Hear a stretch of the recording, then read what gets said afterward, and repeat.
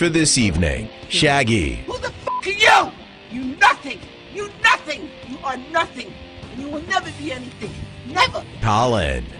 Anybody know who you are? You miserable, presumptuous, no talent. You obviously don't have the talent. And Mike, the Ape Man. You are everything that's gone wrong in this world. You are self-consumed, no talent, mediocre piece of shit. PTR Radio.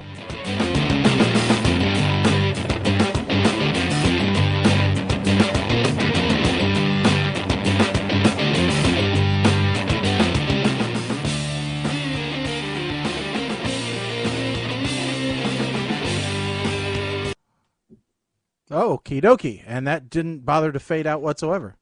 Okay. Well, we're on, folks. Welcome. It is New Year's Eve. I bet you didn't know that. We are time travelers, and we're doing our New Year's Eve special tonight. And so, if you want to count down, we've already started our timer. You should have started the show at 10 p.m. So you can notice if you're playing along at home, the video feed is going to keep a countdown for the 2-hour timer in the lower right-hand corner. If you're doing this on a podcast, I don't really know what to tell you, but you should probably watch the video too, because I guarantee tonight's is going to be a little bit fun. Well, eventually, we are going to give countdowns as it goes, right? Yeah. Well, yeah, of course, we're going to give countdown messages as it goes.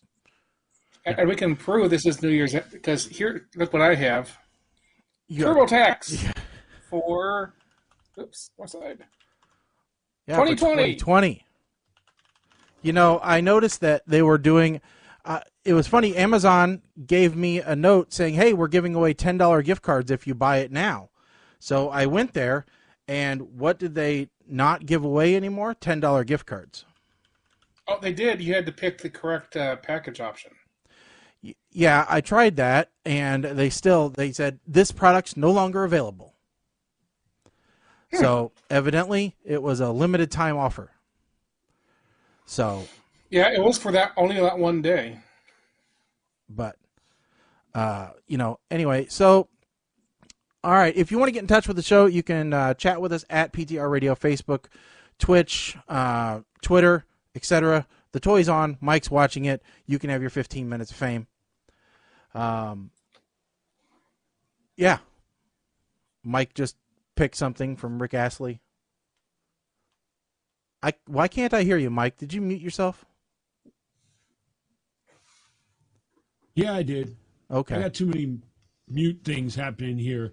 All right. You know why? Because I want to check the stream, and damn, I ain't even drunk yet. Not yet, but we're gonna get there. So hopefully everybody had a nice Christmas. And so, what's up? We don't know. Our first what's official Twitch follower is back. Hey, that's good. We need Twitch guys. So everybody have a good Christmas, I hope. Even though it was a different type of Christmas this year. I think we can all admit that.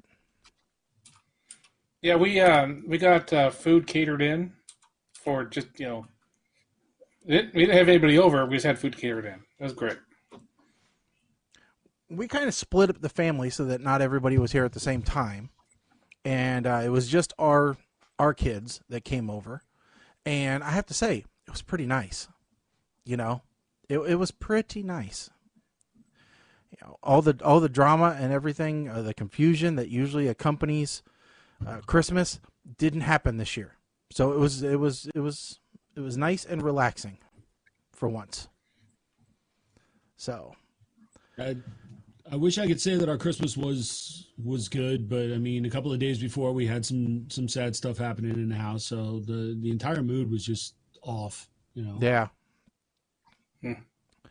Yeah, we were really worried leading up to Christmas. We had some bad stuff happening at our house as well. And luckily it turned out to just be Giardia. But still not a fun thing to have happen. Oh, we've had that. Yeah. We've had that run through the house. Yeah, that's not fun. Not fun. So, But yeah, for a while I'm like, how are we going to possibly have people over with a dog with uncontrollable diarrhea? That does not make a festive time. No, usually not. No, it does not. So, I mean, that's presents everywhere for you, really. But it's a present you don't want. It's really worse than a lump of coal, So, well, Colin took it upon himself to suggest the drink for this evening, and so he has already started assembling his, as has Mike, I believe. I, of course, have bucked the system and have something different. But we're going to go ahead and let Colin, as soon as we head to the bar, kind of talk us through what he's decided to do today. So why don't we go to the bar and make our drink for the evening? Oh, go to the bar. Go to the bar. Transition to the bar. Just go to the bar.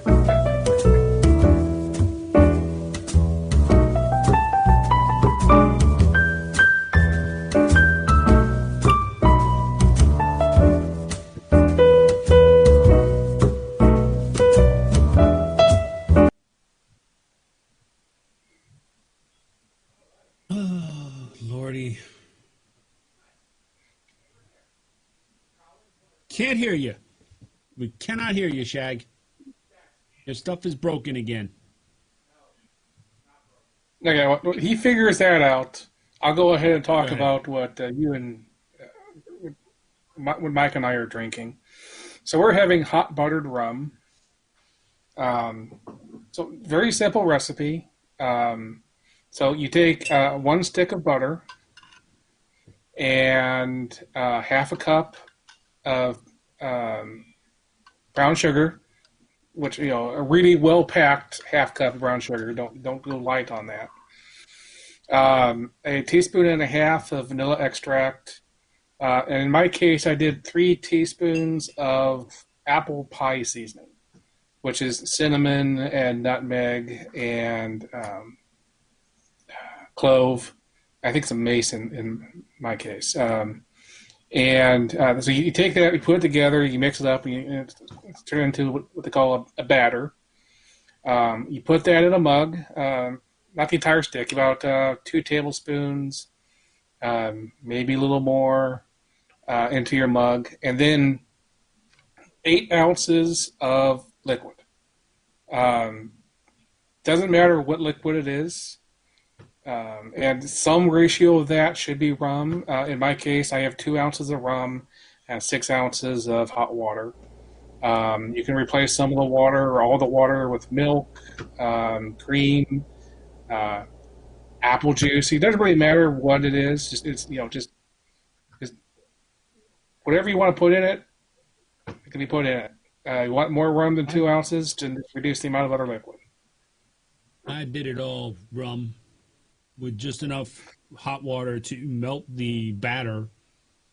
And I used Sailor Jerry spiced rum because that's the only rum I had that wasn't coconut flavored, and I didn't think coconut would go good with this. Yep. So how is it, Mike? I'm gonna die. We could not do this. We could not do this on any other week because this week, luckily is like a typical week where if I was in the office, I'd be cleaning out my desk and filtering out emails and stuff. So, luckily tomorrow, because I have other libations that I must sample tonight. Yeah, mine was 2 ounces. Have you given up yet? Or? Yeah, he's gonna never. Wait, Nope. Now we hear him. Yeah, mine's 2 ounces of Meyer. Oh, you're yep, very it's hot. noisy, but we can hear you. Okay. Is that better? It sounds like you're at the other end of the auditorium, but go ahead. We'll with it. All right. Hold on. No, I refuse. If I had known you wanted one, Kimberly, I would have made you one. You should have said something. But don't worry. I have enough batter left over to make them tomorrow night for us. Yeah, it always works. There. Better? I made one for my dad with no rum in it. Worked fine. Go. Hopefully this is a little bit better, even though Yep. I may Good sound enough. far Nope. away. All right, so I'm going to make a hard apple cider old fashioned with probably a little bit of a twist because I don't do rye whiskey, I do bourbon. So that's what it's going to be. But it's really easy. So we're going to start off with our bourbon. Shot of that.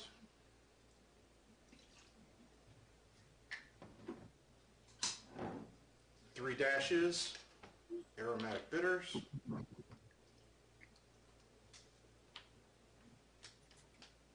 A dash of apple pie spice.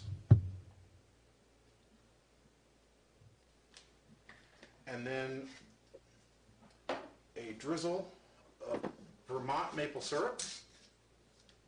Not like the pancake syrup crap that you get. This is got to be the real stuff. And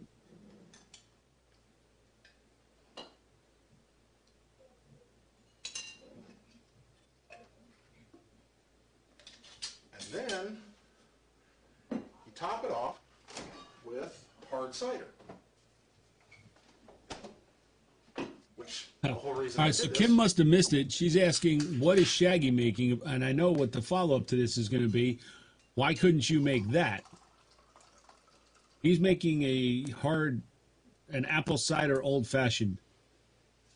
Yep. Mostly because he just got his delivery of hard cider in, and he couldn't be bothered to work with butter. You know, my wife and I had a conversation. I'm not sure I'm ready for an alcoholic drink with butter.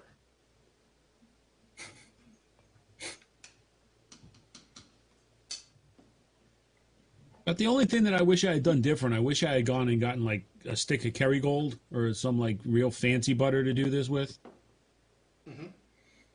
I used Aldi butter. It was great. So Actually, so did that's I. very good. That's actually really good, really good. Okay, well, bring the can with you so you can finish that up once you're done drinking it.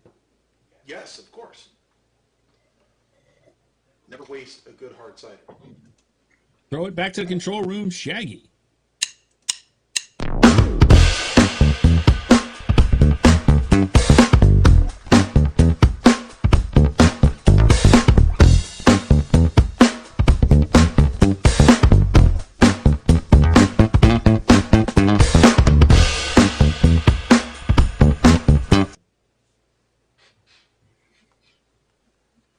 Now, the answer to what you just said, Mike, actually, Kerrygold, I saw an Irish person trying to make a hot buttered rum, and they used Kerrygold, and the result was not pretty.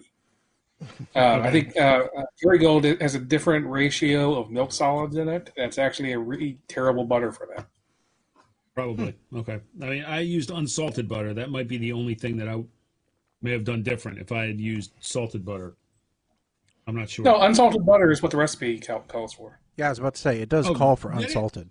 Yep. Yep. Okay. Yeah, so you're good Yeah, there. salt is one of the ingredients, since it is unsalted butter. I just forgot to mention that. Okay. Yeah, so if it calls for salt and you use salted butter, you cut back on the salt that you put into it. That's all. Yeah. That's all we do around here. Because Okay. it's more common to find salted butter in the store than it is unsalted butter. So, you know. But that's what we do. All right. So so that's our drinks for tonight. And then Mike's got more things to drink as the evening goes on because it's been that kind of day, evidently. It's been that kind of year. Yeah. It's only fitting that I close out 2020's broadcast season with an alcoholic binge. On a bender, yep. Well, see, I had that to some degree on Saturday night, and I had a really kind of rough Sunday morning. Some friends and I hadn't gotten together for a long, long time, like 8 months or better, and we decided, hey, we're going to have a Zoom meetup, you know? And so I'm sitting out there at my bar, and, you know, it's awfully tempting because my whiskey's right there. So I'm sitting, so it's not hitting me because I'm not getting up or anything. So I just keep refilling my glass full of whiskey all night long. And we sat there and talked for 3.5 hours. And then I had to get up and stumble up the stairs. So this is why Kim and I have talked about it many times that our next house is going to be everything on one level. We don't want Yes. we don't want steps. no, definitely a ranch next Now, time of around course, for me. we've talked about it for other reasons, but the drunken stupor is a very good one to support that. Well, yeah. Yeah, you need that. I think it's just All right, important. So let's real quick go through, since we talked briefly about Christmas. What did y'all get for Christmas? Oh, let's see here. I didn't get a ton. Just simply because it wasn't. We have some folks that were have been out of work, so it's like okay, and it's a little bit different. But it was a decent year. It was a decent haul for a year. So they had that going to us. But the one thing that I did get that is kind of interesting and actually our buddy Nate got me this. It's this little guy. It is an interesting external hard drive enclosure because when you plug it into the machine, it's your typical hard drive enclosure, right? Nothing appears different about it. But it'll work with USB 1.0, 1.1, 2.0, and 3.0, and it allows you to boot ISOs directly off of it. So if you need to install anything, and you can put your own drive in here. So it takes any 2.5-inch drive. So I put a 500 gig solid state in here, and it'll even launch virtual machine hard drives and anything else like that. So it's pretty nifty for doing stuff like that. I just started kind of using it today, but USB 3.0 speeds, and and it's got the little screen here that'll allow you to select which ISO you want to mount so that you can install different operating systems. They said, yeah, you could make your own, USB key that would do the same thing and give you a screen, but this just does it without having to mess with any software. So I thought that was pretty cool. Pretty neat. Yeah. Then I got some booze. So I always like booze. Booze is good. Booze is good. Yeah, I should have written down everything I got because I'm sure I'm going to forget something. But I got several shirts, including the one I'm wearing. And some pickled green beans, some other random interesting food items. I think like I said, I'm probably forgetting something. Something that was really cool. Oh, and I should say my wife got me some parts for my 3D printer. Stabilizer arms and some new tubing and mounting brackets for my extruders and stuff. So that was nice. Okay. I should point out that the table I have over here, this was where I was wrapping Christmas presents, and I just didn't get a chance to take it down. But that's not fancy here. There was a theme in my house with my wife's gifts. And basically this Christmas was all about my balls. Okay. So did you get the man shaver or whatever? No, I got Shinesty underwear, which has the hammock for your boys. Okay. Which is surprisingly comfortable. Then we got Okay.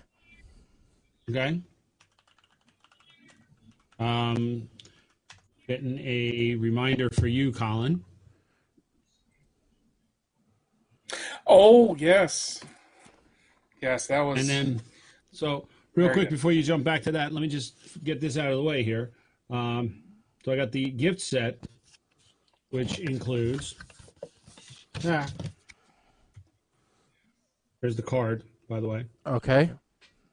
Twigs and berries. All right. Mm-hmm. So you've got ball wash, Okay. nut rub, and sack spray, which is this is for the on-the-go freshness. Okay. I don't know why this was the theme, but it was. She's I saying blame that Facebook ads probably. Is she saying that your stuff stink? I think she's telling me I need to take better care of my stuff. Maybe, I don't know. I did get another straight razor, which I guess you could say was part of to detail in Manscaped. But if I want to do like Ricky Wild Thing Vaughn down there, I don't know. She also got me a. If I sound a little bit different, she got me a Blue Yeti microphone. Oh, which I had asked for. So because I'm trying to reduce the amount of hardware that I have, because troubleshooting is just becoming a little bit crazy, trying to figure out, okay, if my levels are too hot, what do I need to reduce? Do I need to reduce here, here, here, or here? Mm-hmm. So understandable.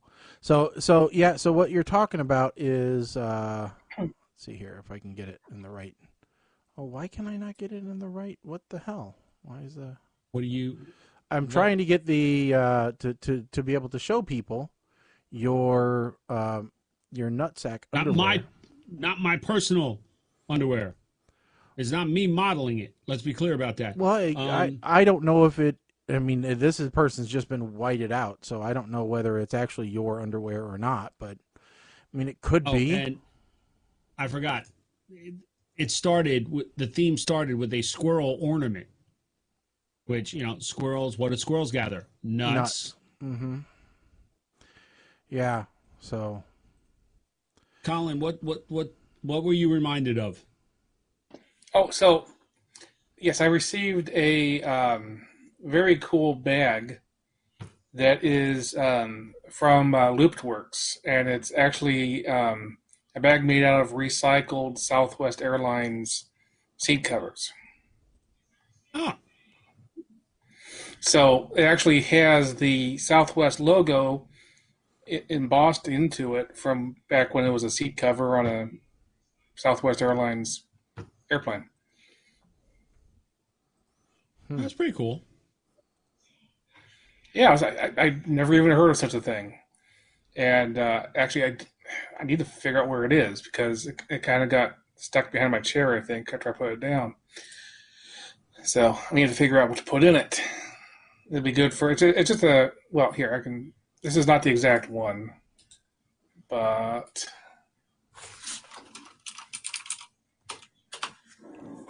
there's Mike's underwear, by the way. So, did she get you the day after Christmas ones? No, she got me the ones with the mistletoe. Oh, okay.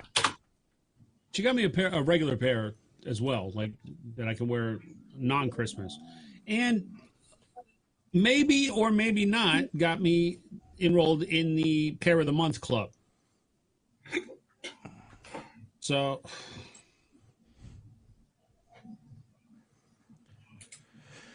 oh,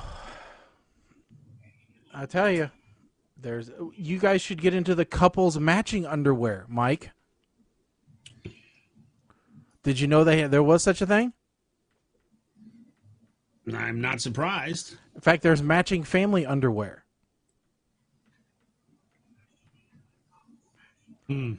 That's just that's going a step too far in togetherness, I think. Perhaps. Perhaps. But okay. This is I honestly I'd never heard of this company. That's interesting. So, all right. Sorry. Just browsing. So, yeah. I gotta put this stuff out of the way. I can't. I don't need to be looking at it the whole. I did get a mixology book as well, so I'm gonna have to do some perusing through that for some new, for some new ideas. So, okay. So we've got just a little over an hour and 35 minutes left before officially it's midnight, and we're into the new year. For those of you watching along at home, I should point out, we talked about what we receive, but then it's also about what we give, so we gave a lot of homemade gifts this year, and I didn't talk about them before because occasionally someone will listen to an episode of what we do. So one of the things that I did this year was I did this bird project. And I sent this to you guys, and these are just wooden cutout birds. This is like a dozen of them that I did, and I've got like 6 more that I have to still finish, but this is what they are. And where this came from, I don't know that I talked about this, but we found a board of my father-in-law's who passed away this last year, and he had done these birds for different family members throughout the years. And when I found the board in his basement, it had the design written on it, but he hadn't finished it yet. So I thought, well, I'll finish the project, and then we thought, well, there's probably some other people that would want it as well. So then I took that one as a pattern and made more of them because he never really kept patterns. And so, we made one for all the grandkids and all the great grandkids. So that was one of my projects. And then another project, which I still have yet to do, is I took that same pattern and I actually shrunk it down to 30% scale. And the idea was that I would make Christmas tree ornaments with them. So that started a whole thing with my dad, because it turns out it's very difficult to use a scroll saw to cut that small a detail, by hand. So I was mentioning to my dad how hard of a time I was having. He goes, well, why don't we just use my CNC machine? And I'm like, I didn't even know that you had one. And then he goes, well, yeah. I thought you were going to tell me you started 3D printing them. No, actually, I did 3D print one. And I thought, well, if nothing else, this will make a great pattern, because, plastic pattern's always great to run your pencil around. But what I found was the pattern didn't take paint very well, is the only issue. That plastic just doesn't paint up quite the same. So I thought, well, I'll just make them out of wood, and it's a little bit more, a little bit better. But I think I will continue to try and figure out how I can make it out of 3D printing. But so he put together his 3D printer finally. It's just a little desktop, or his CNC machine, the little one. But he wasn't happy with it. So what does he go and do?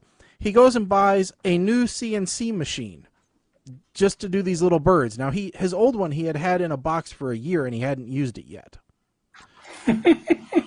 I come to him with one project to make a dozen, Christmas tree ornaments, and suddenly now he has to go out and buy a brand new CNC machine because the old one didn't do it. So he goes out and buys one that'll do a 4x8 sheet of plywood. Is this the one that I showed you guys, or something similar to it? I think it's similar because he said that it could actually mount on a wall. Yep. That's So the one that I showed you. That yeah, I don't think it's that exact that's gonna one, but yeah, it's pretty close. So he goes, well, next time we can just cut all the birds, no matter what size it is.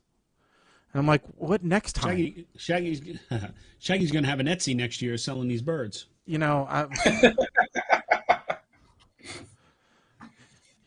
Yes.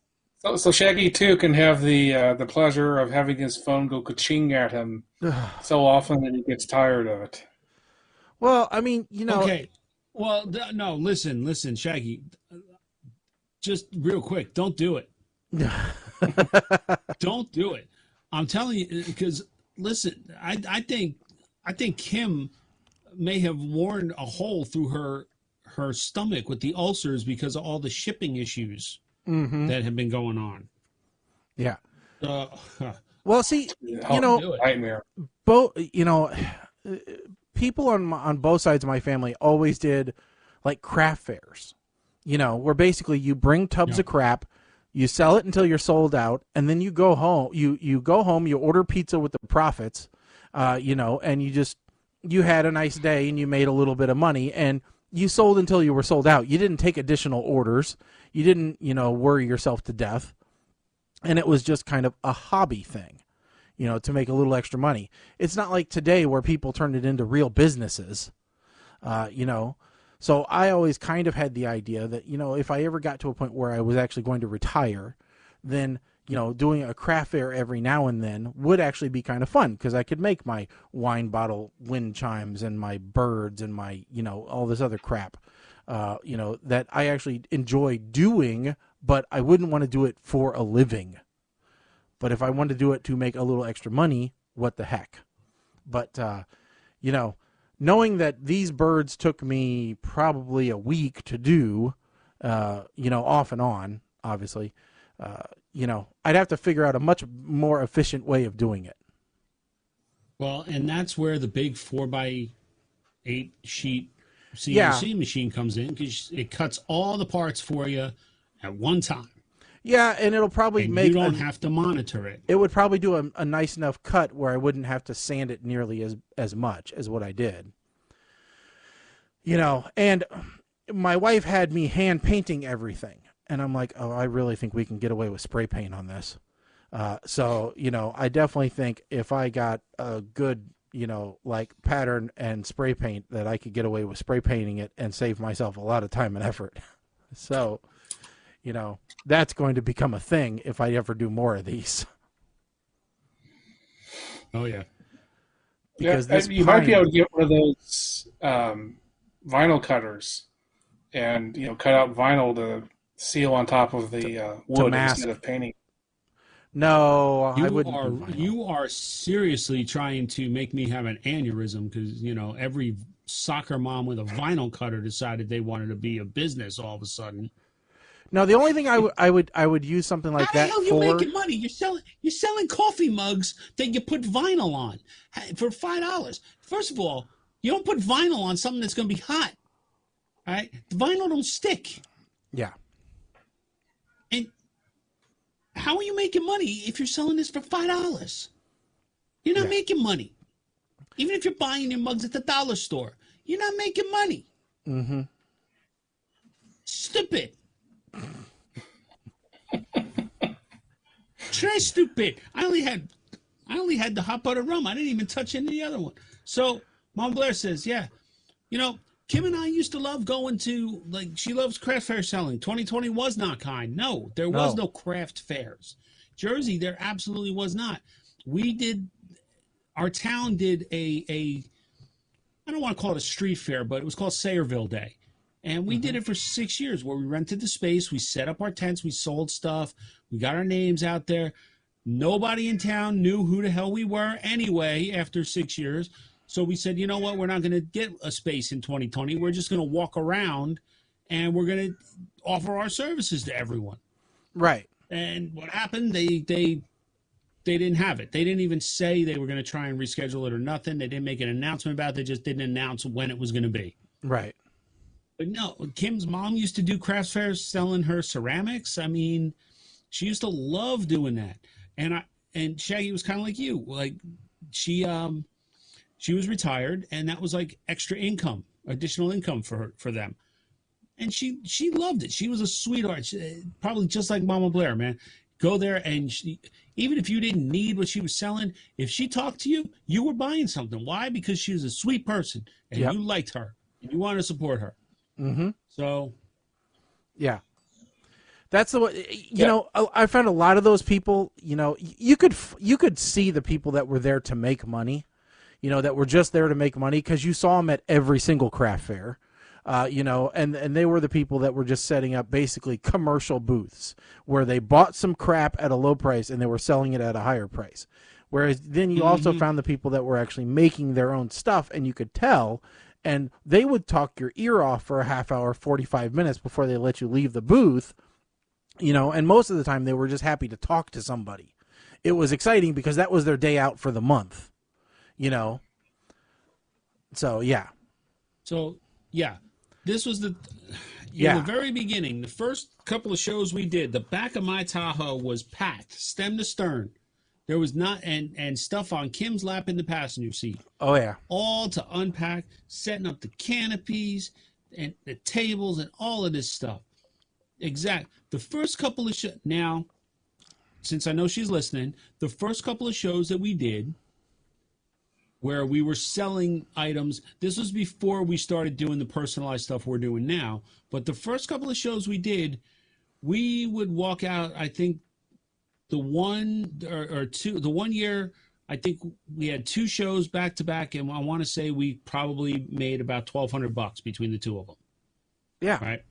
So that year, yes, it was worth it. Was it a pain in the ass? Absolutely. Oh, yeah. Yeah. I remember my dad But and I now- used to have to take the stuff in for Mom whenever she would do one. Then we'd have to come back when it was closing down, help her pack up, get all the tables, haul them out to the car. Yeah, it was a pain. The setup and the teardown is the pain. Yes, absolutely. Yep. Some of these companies, they're doing this kind of thing, though. Okay, so, for example, I bought myself 3 mugs from Disney, okay, for each of the 3 DVC resorts that I own at. And it was customizable to be able to have the year that you bought printed on the mug. So I bought 3 mugs, reasonably cheap, and they arrived. Yeah, all 3 of them were from Zazzle. Really? Yes.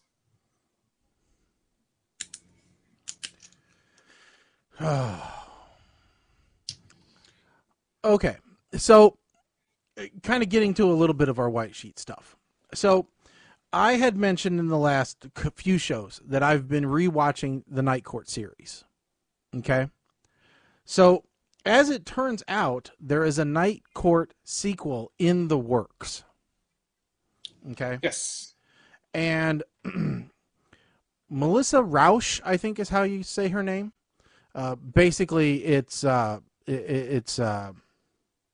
Amy Farrah Fowler. She's it is Bernadette. She's Bernadette in Big Bang Theory is the executive producer. Of Really? it. Yes, she is not going to be in it. At least so far, speculation says she's not going to be in it, but she is the executive producer. Now, I think she would make a good Christine myself. So I think that would be an interesting role. Oh no, that's not that kind of. It's not that kind of show. It's supposed to be. It's going to have John Larroquette in it. Yeah, it's a continuation show. It's not a remake. I know, but it says it's a reboot. Even if it's a continuation, okay. So reboot, yeah, but Roseanne the Connors is supposed to be a reboot of Roseanne. Yeah. Even though it's a continuation, they advertise it as a reboot. So, right. I think what Shaggy. Well, all right. I'm not going to say she should be a Christine type or a character, but I would like to see Melissa Rauch on something again. She was one of my more favorite characters in Big Bang Theory. Yeah. So according to the write-up, it's based on the original series, and it centers on the unapologetic optimist Judge Abby Stone, who's daughter of the late Harry Stone, who follows in her father's footsteps as she presides over the night shift of a Manhattan arraignment court and tries to bring order to its crew of oddball and cynics, most notably former Night Court prosecutor Dan Fielding, played by Larroquette. Yeah. Okay. So how is Dan still involved if he's now a former prosecutor? Yeah, that's a good question. That's is he now a clerk? I don't know. Would that be a promotion? I don't know. But to me, the thing is the fact that John Larroquette's involved, and not just involved, he's going to produce. That gives me optimism that this isn't just someone ripping off the old show and remaking it. It has some pedigree to it. Yeah. I mean, the original show went for 9 seasons, 8 years, and earned 3 Outstanding Comedy Series Emmy nominations. In fact, Larroquette earned an Emmy for the show, if I'm reading this right. I think so. Yeah. Emmy-winning role. Yeah. Yeah, he won an Emmy for his role on Night Court. Yeah, he has 5 Emmys total. Which he's got some amazing performances in that show. He really does have some really good ones. Although I will say the end of season 9 and the first couple episodes, or the end of season 8 and the first couple episodes of season 9, not his best work. So if there's anything in this episode, anything in the entire run that you want to skip, it's those. But otherwise, Well, that's when he was drinking or doing cocaine or something. That's when, in the show, it's when Phil died. Who was Phil? Phil was the homeless man that Dan made do everything for him. I'm gonna have to rewatch it, I guess. You should. It was not. It wasn't the entire series. He wasn't there in the beginning. I gotta say, I was watching the first. I think I got through the first season, some of the second. Yeah, there are some episodes of that show, where it is a bit cringeworthy. So He started in season 2. He was in 27 episodes total. William Utah. So yeah.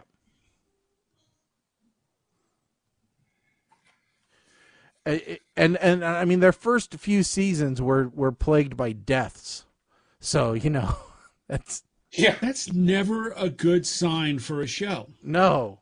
But we've talked before about how the bailiff, the old elderly bailiff, died.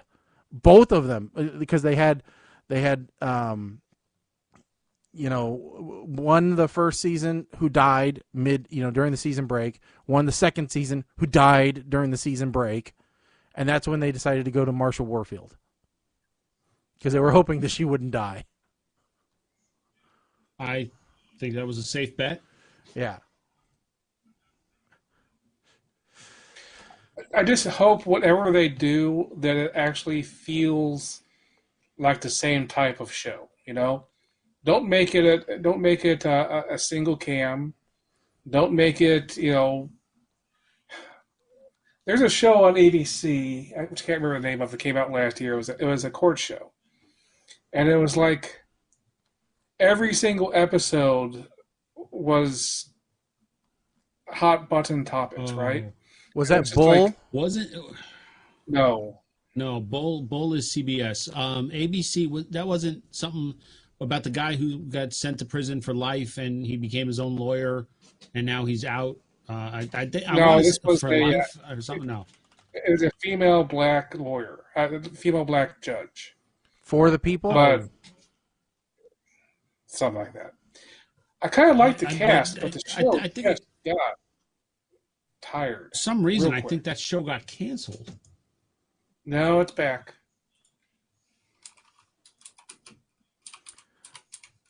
For the people canceled by ABC. No season 3 for the legal drama. Yeah, I'm not even sure it's All Rise. Oh, okay. All Rise. Okay. All right. You say. Yes, it's All Rise on CBS, not ABC. Okay. Oh, okay. See. Well, it helps if you give us the right. So we weren't wrong, Shaggy. No, we weren't. You were on the right. You were on the right channel with Bull. I was on the right. Anyway, point is, you got a good cast, a good court show, but it just turns into this very special episode for every single episode. So anyway, bring back Night Court, make it an actual sitcom, make it a multicam with an audience, and let it be fun. Listen, not for nothing, but I kind of feel like what you just described is both of the 911 shows on Fox right now. That each week it's just some ridiculous disaster that they have to cover. Okay? 911, the original's coming back with the goddamn dam breaking and taking out the Hollywood sign. Yes. Okay? But there's a difference. 911 is especially every single season opener has a big thing. I'm saying this All Rise show, it isn't like, here's the very special episode about how Black Lives Matter. It's like, here's every single episode with a Black Lives Matter plot on it. And it's like, when the show keeps going to the same well in every single episode, then Okay. it's hard for the show to actually be any fun to watch. So you're basically talking about every DC movie since Aquaman. Oh, speaking about DC, did you see that the girl who played Batwoman is in a new movie? No, you're talking about Ruby Rose? Yes. It's like the Bellman. Oh, and she kicks ass in this movie too. Okay, what does this have to do with?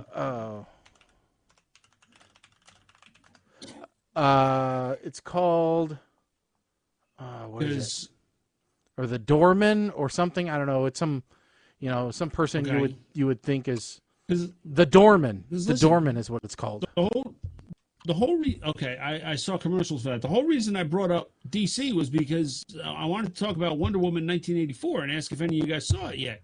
I purchased it on HBO Max, but I haven't watched it yet. Okay, You don't purchase I it on was- HBO Max, so that your little spoof no, there you- doesn't you- really work. no, actually, you do if you're on a trial, you can purchase it the same way people could purchase Mulan. Yeah, that's what I did. But so I watched it, and apparently I was one of the half of the HBO Max subscribers that on Christmas Day. The other now, this is one of those. All right, so there's a joke in the NASCAR community that one year a guy by the name of Kevin Conway won Rookie of the Year. And he finished like 40th in the points. And after that season, he never drove again because his sponsor, Extends, basically screwed every team that he drove for by not paying them. He won Rookie of the Year because nobody ran against him. So it was by default. He was the only rookie that year, so he got to go up on stage and give a speech and got the award. So I found out today that Wonder Woman 1984 set a box office a COVID era box office record. Sweet. Ladies and gentlemen, we have officially created a new era with this pandemic because it set a box office opening record of 16.4 million during COVID. Wow. B movies get more than that. Pre-COVID, I was going to say, I think one of our movies that we are reviewing tonight, Santa Jaws, made 16.4 million in the theaters. Well, it's funny because not only did I rent Wonder Woman 84, I also I went on kind of a rental spree lately. Partly because my kids made fun of my Plex selection. All right, they made That's because they're not worthy. so, I decided that I needed to up the caliber. So here are some of the new rentals that I have, archived.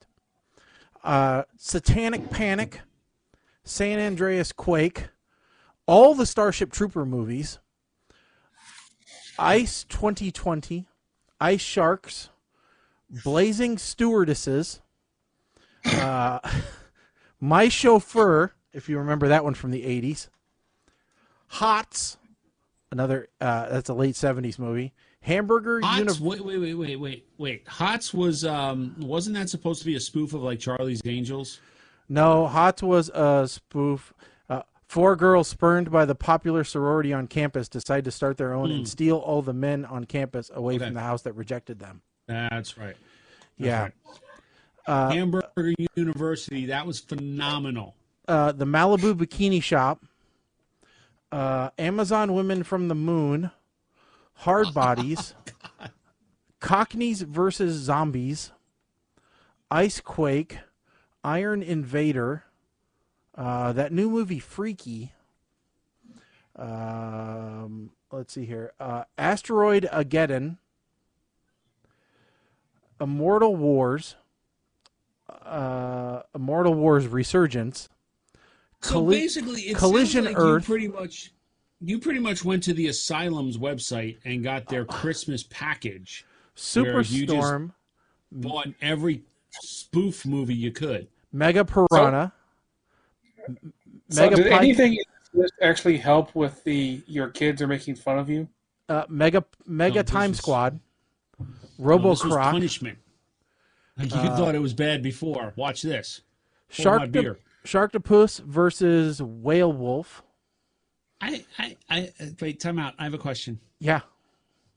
Because I'm asking for my own edification to being completely serious now, because I haven't looked at the sheet. How many of these have you added to the damn suggestion sheet now? I haven't. Because it sounds to me like 2021 has the potential to be an even bigger dumpster fire than 2020 when it comes to the damn movies, based off of the titles you just rattled off, with the exception of Hamburger University. I will gladly review that one, because it's been forever since I saw it. I haven't added any of these.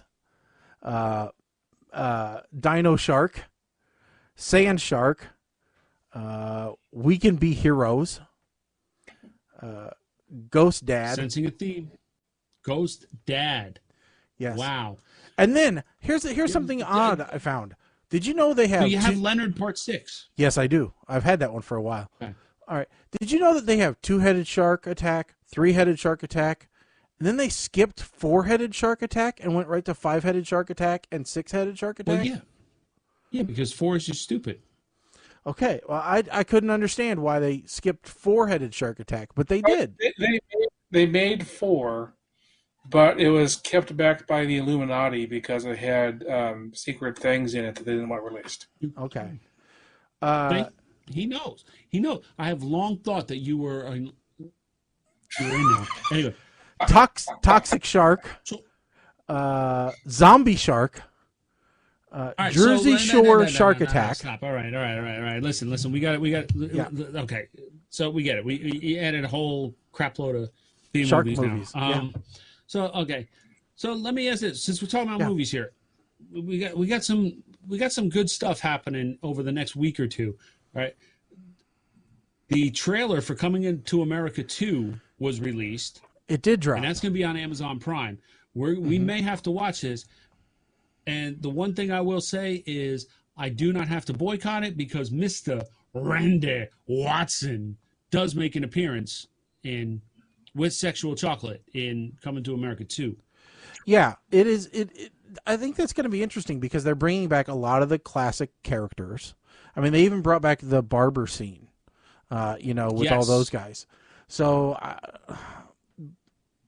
I mean, it's going to be interesting to see how they deal with that. But they're kind of breaking the original, though, in this. Because they're saying that he has a son that he doesn't know about in Queens. But, yeah, that's the part I don't quite understand, but... Yeah. Okay. Yeah. I would say I agree with you, Shaggy, if I'd ever actually seen the first movie. Oh, you got to watch the first movie. You got to watch it. Okay, so I got a question now. Mm-hmm. Wait, so this brings up an interesting question regarding the rules about the movies. Like we have a rule. No, but we have a rule that we will not review a sequel until we review the first one. Yeah. So if only one of us has not seen the first one, how does that rule apply? I think for a mainstream movie like this, it's okay. It's the stupid bad movies that we're finding on Amazon Prime and Netflix that no one's ever heard of that then turns out to be a sequel to something else and doesn't make any sense. That's a bigger problem. Okay. It's just like this one we watched last time, that Bad Moms one. We squeaked out on that one. It turned out to be okay. The first movie was not important. Actually, I just recently watched the first movie, and you're absolutely right. It was less than important. It was there was no need to watch the first one whatsoever. Oh, it's true. That's true. And by the way, if you're interested, Bad Grandmas does not look related whatsoever. The cast is different. No, not interested. I also noticed that January 1st, my New Year's Day is going to be booked up because Cobra Kai Season 3 is being released. Yeah, I didn't get into it. Don't do it. Didn't get into it. I didn't get into it. No. I can't get into it when they make the good guy a jerk. But he was. Wait a minute. Wait. What do you mean they made the good guy a jerk? Well, they made Daniel LaRusso into kind of a dork, kind of a Daniel LaRusso a jerk. wasn't the good guy. He was in the first movie. In the movie series, Johnny he was. the good. No, Johnny was not the good guy. He was not the good guy. Johnny got cheated. Johnny did not get cheated. Got cheated.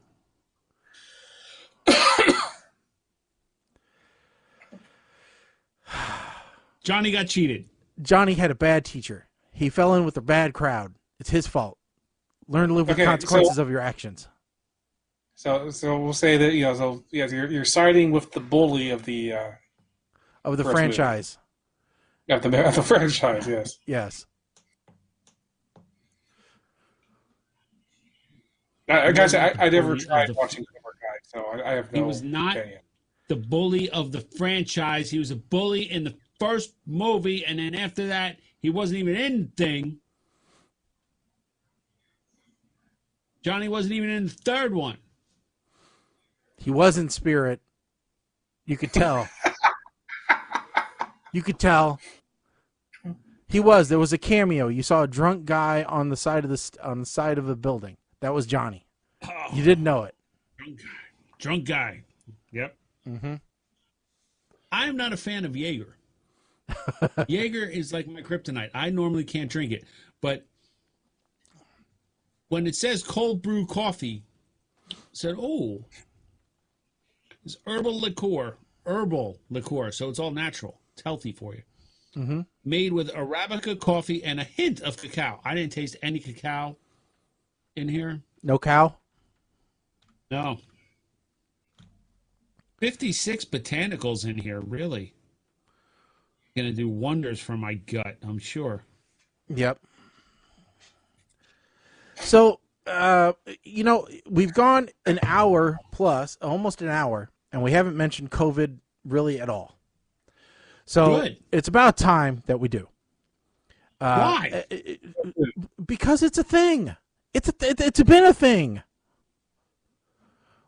We need to talk about our healthcare workers. We have a vaccine.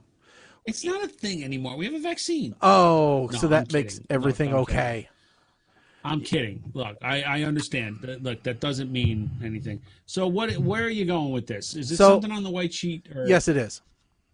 Okay. It's the fact that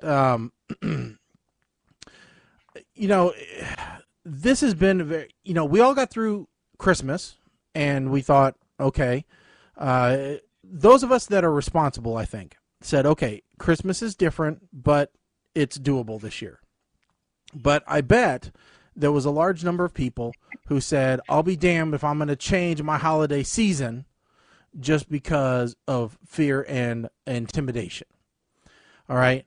And that is worrying to a lot of medical professionals and scientists, because they're anticipating that there's going to be another large influx in patients.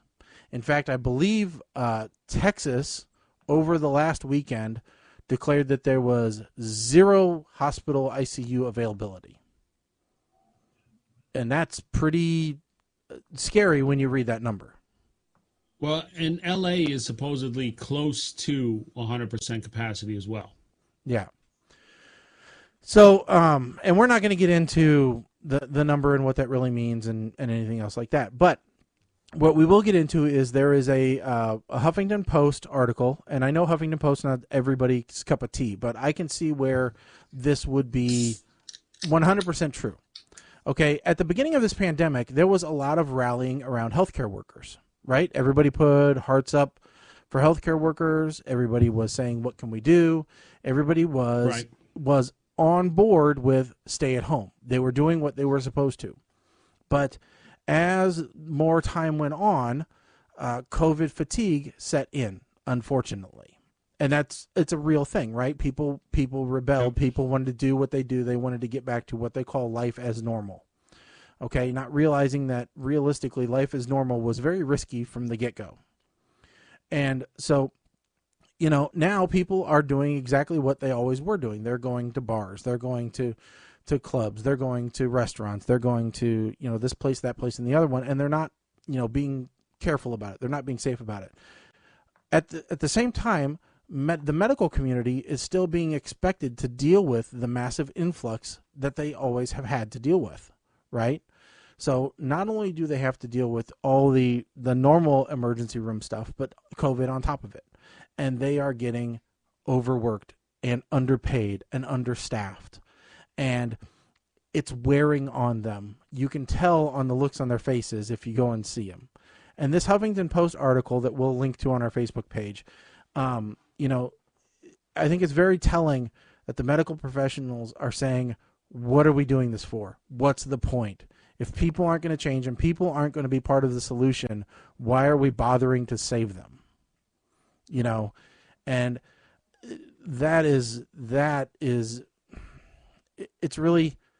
it's sad that regular individuals aren't willing to take care of themselves and take care of others, because you get a lot of people out there saying, well, it's my body, it's my choice, which is really funny when you look at it, the big picture of what they're saying. But the point is that you're infecting others. The likelihood is you'll be just fine, but you're infecting others who may not be. And that's why they ask you to mask up and why they ask you to stay at home and all that other stuff. So in this case, I thought it was really telling. One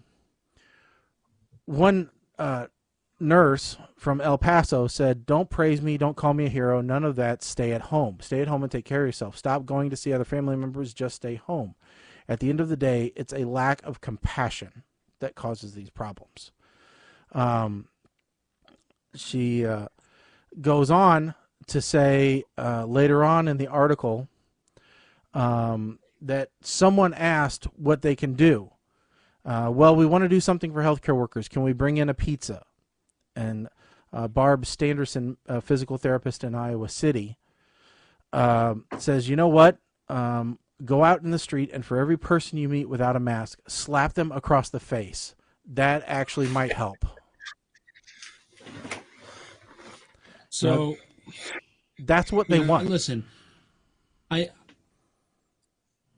right. So I got into a little bit of a tiff because there was a meme on Facebook. There was a meme going around that, like, Pfizer, we've invented a pill that will get you hard for 4 hours, and it shows the dude from take my money thing. Mm-hmm. Yeah.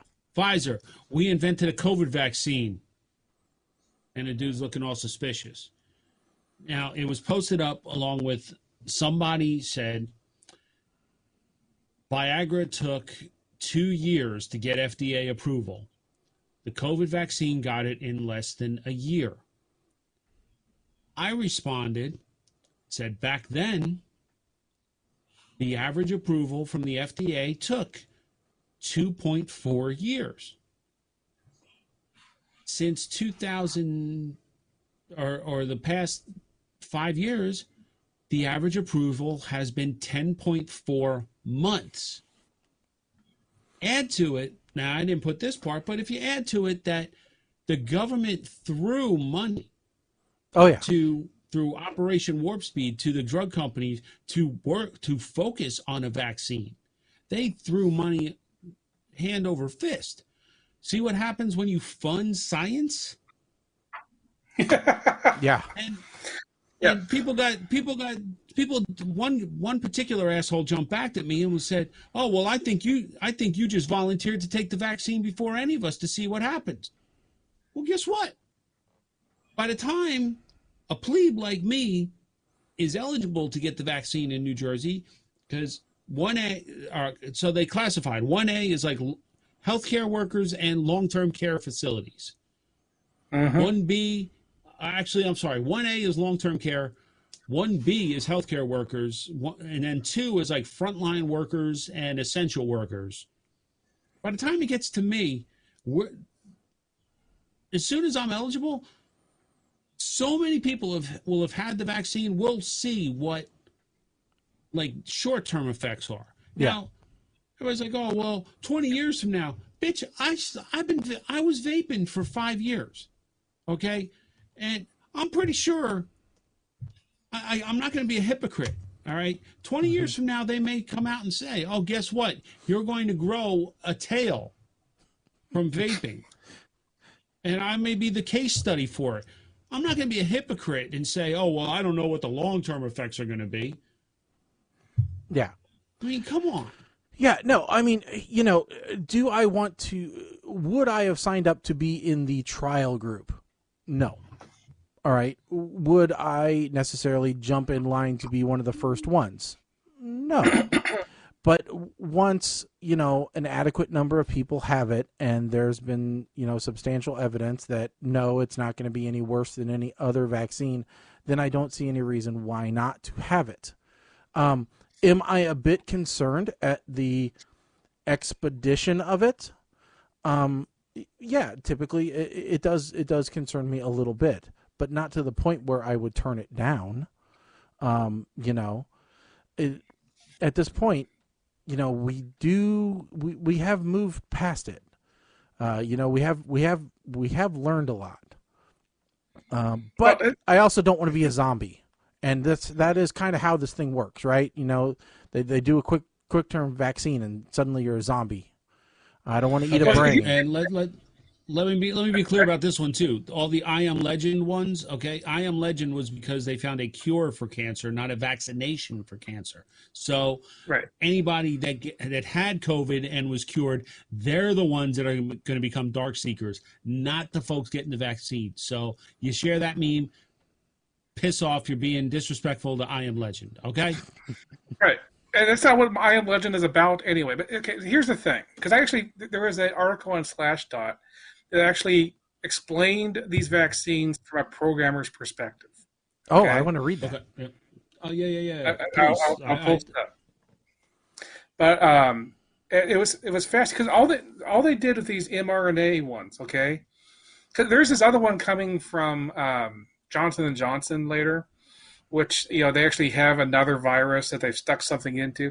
That one I actually am less interested in. These mRNA ones are fascinating because all they did is they created a scrap of basically programming code that can run like, I don't know, 50 times, and it just goes into the body and goes into cells and tells the cell, hey, start making these little spikes.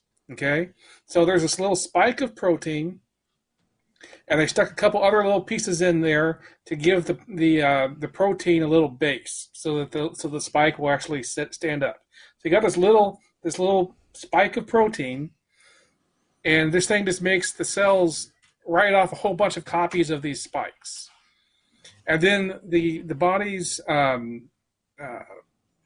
system is going to see that being replicated and say, hey, something's attacking these cells, find those spikes, and start building the cells. They're going to look for that spike, and if it finds that spike, kill it.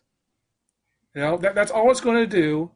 And the brilliant thing is the RNA that they're using to do this, the way that it gets past the body, because the body usually, if it sees a scrap of RNA that isn't it just gets rid of it, okay? The body's really good at that. So all they did was they replaced some of the molecules in the RNA, so it's coded as a U. Okay, it's not shaped like a U; it's just coded as a U. They replaced them with a different molecule, which they code as a little trident. Okay, and the little trident molecule, the body's defense system just ignores it completely.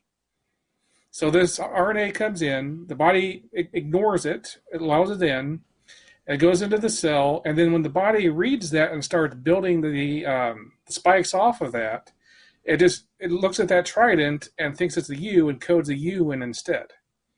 So which someone said, oh, Well, what happens if a virus picks up this trident thing and starts using it instead? And that's the brilliant thing. The body doesn't know how to make the little trident molecules. That can only be made in the RNA printer, which costs like $300,000. Okay, so you get this printer which mechanically builds these molecules with this specific little molecule. The body itself, when it copies it, doesn't know how to put the tridents. It just puts the U's in instead. So there's no way for a virus to use the same mechanism. And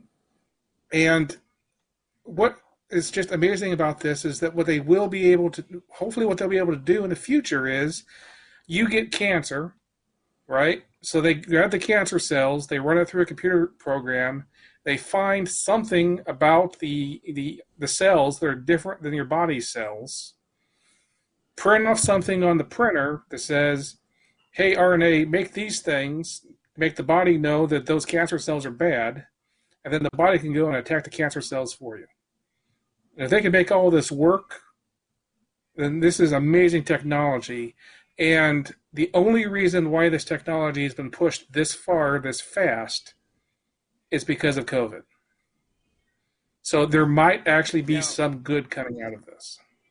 So didn't they actually start going down this road because of SARS and MERS?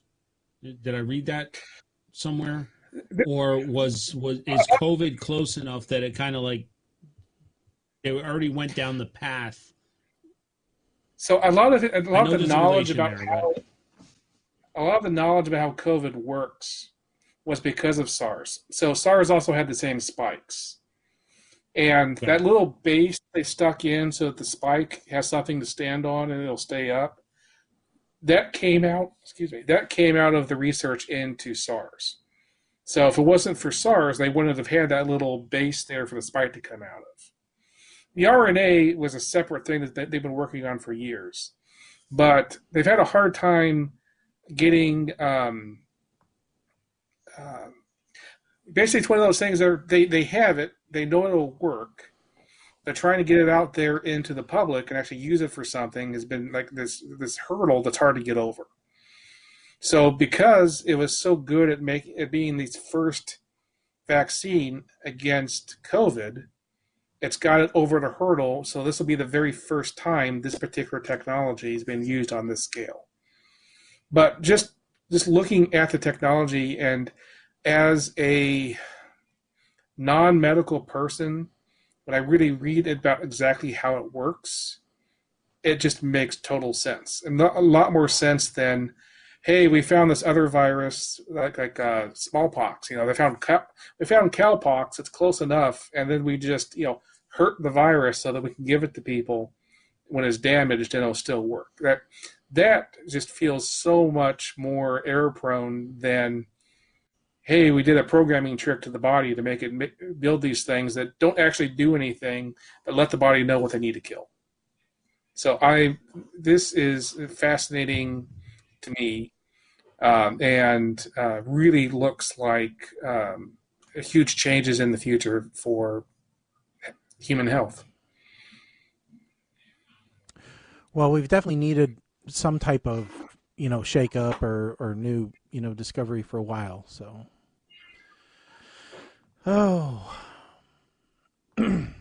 yeah. I just, somebody else actually shared something on Facebook today saying, Happy New Year 2021 is going to be worse. I'm like, you're just a freaking ray of sunshine, aren't you?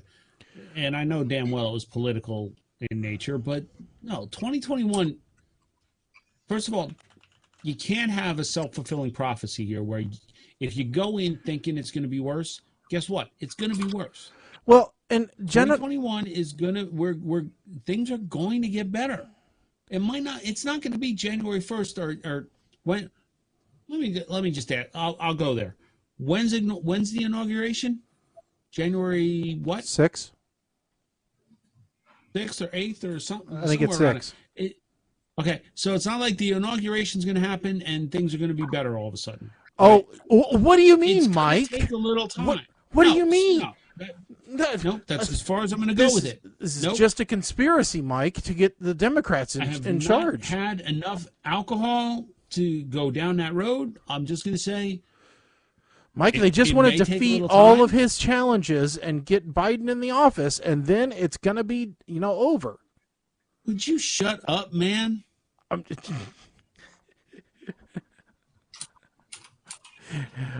Speaking of that it's not going to be over. Did you hear about Jennifer Aniston getting crap for her Christmas ornament this year?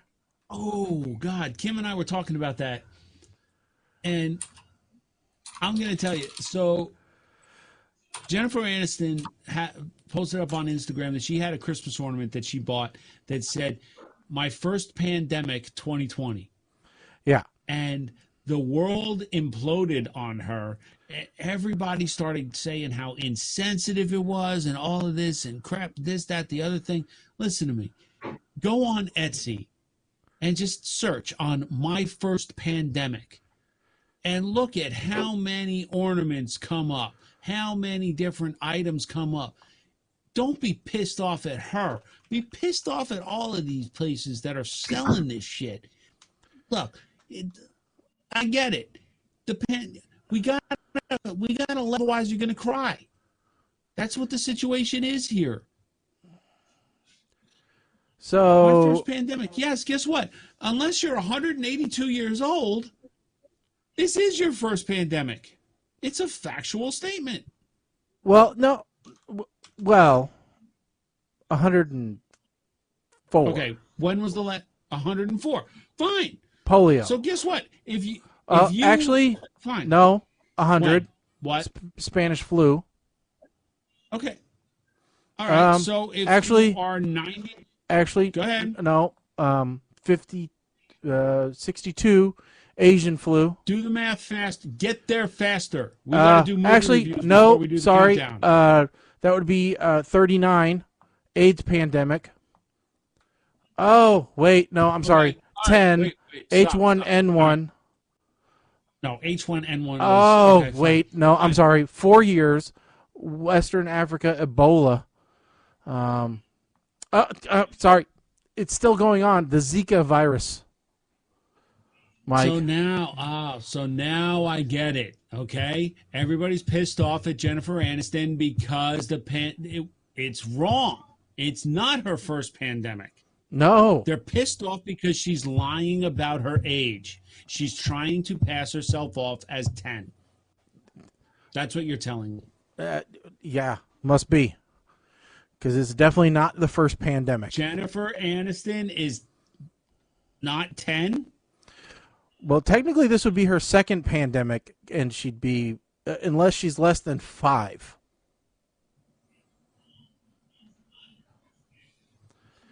Because the Zika started in 2015. Is Zika really a pandemic, though? I'm being serious about this one. Well, it affected South like America and bad. Central America, so it's 2 continents, technically. Okay, all right. So, all right, but that brings that, and I'm not trying to be funny. I'm being serious here. So, there have been pandemics elsewhere around the world, like MERS. Okay, Middle Eastern Respiratory Syndrome. Obviously, by definition, that was a pandemic, but it wasn't here. Would that count as a pandemic for us? A pandemic is defined as an event in which a disease spreads across several countries and affects a large number of people. Okay, so the I guess so technically, she said my first lockdown. Well, I guess if you're counting it as affected by the U.S., although was she born? When was she born? Because AIDS would have been a pandemic in the U.S. I don't think Jennifer Aniston is beautiful. She was not born; she was grown. Let's see here. When was she born? Gift to this planet. She was born in '69, so she was definitely alive during the AIDS pandemic. Okay. Well. So this is technically her second one. So therefore, the LGBT community should be mad at her because of the false advertising of her ornament. Okay, so just by the joking that we have done about this, does anybody think that she's deserving of all the shit she's getting for this ornament she's posted up on Instagram? No. She's Rachel from Friends. She's not the Colin? president. Colin, what do you think? They're ready to like try and cancel her at this point because she posted up an ornament that said "My first pandemic, 2020." I mean, I think it's overreaction, but yes, she posted up an ornament with a wooden, or with a rope loop on it, not a person. And I said to Kim, I said, this is the epitome of people just with too much time on their hands trying to find stuff to be pissed off about. That's all there is to it at this point. Look, I get it. People are going to do stuff that people are going to be offended by stuff you do. That's just the nature of the world we live in right now. COVID fatigue is making everybody extra sensitive about stuff. Yeah. But there's still got to be a line. Come on. Agreed. And in 39 minutes, it'll be 2021, and they'll have to move on.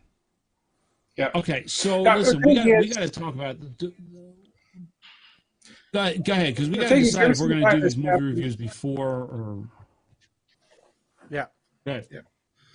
I was just going to say, every time this happens, you get I don't know, 10 people on Twitter talking about this, and some newspaper site decides to make an entire article about it, blowing it up even bigger. I mean, it was never really a thing in the first place.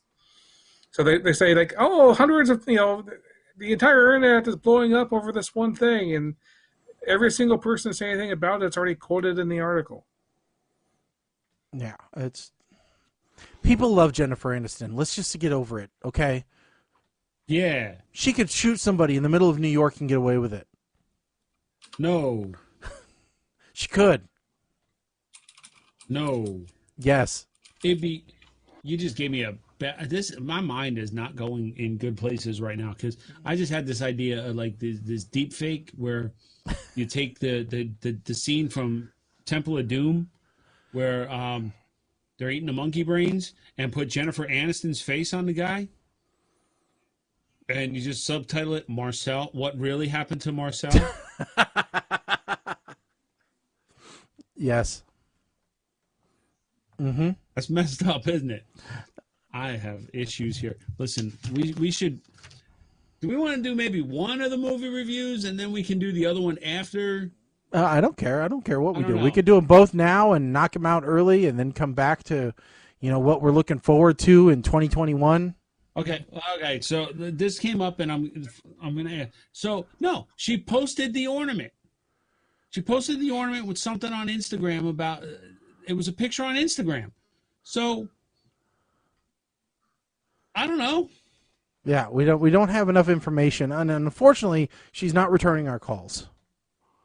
Bitch. God, at least Ross returns our phone calls. Too much. That's a problem, man. Yeah. All right, so I think we should do our movie reviews now, and then we'll come back. So for those of you that are unfamiliar or new to the show, what we do is we take two movies and we review them just like Siskel and Ebert would, except for our scale's a little bit different. We don't do thumbs up, thumbs down. We do from puke to shnikes, and we don't take big blockbuster movies. Instead, we take the movies that Netflix and Amazon says that we may like, but that you've never heard of most of the time. So these are always inspired by what Netflix, Amazon says we might be interested in. And in this case, for December, the end of December, we are finishing out with Christmas movies. So for this episode, we have two very special Christmas movies. We have Santa Jaws, which is, so far, to my knowledge, the only Christmas-themed shark movie that I know of. And we have Fat Man, which, again, is the only Christmas-themed Kill Santa movie that I know of.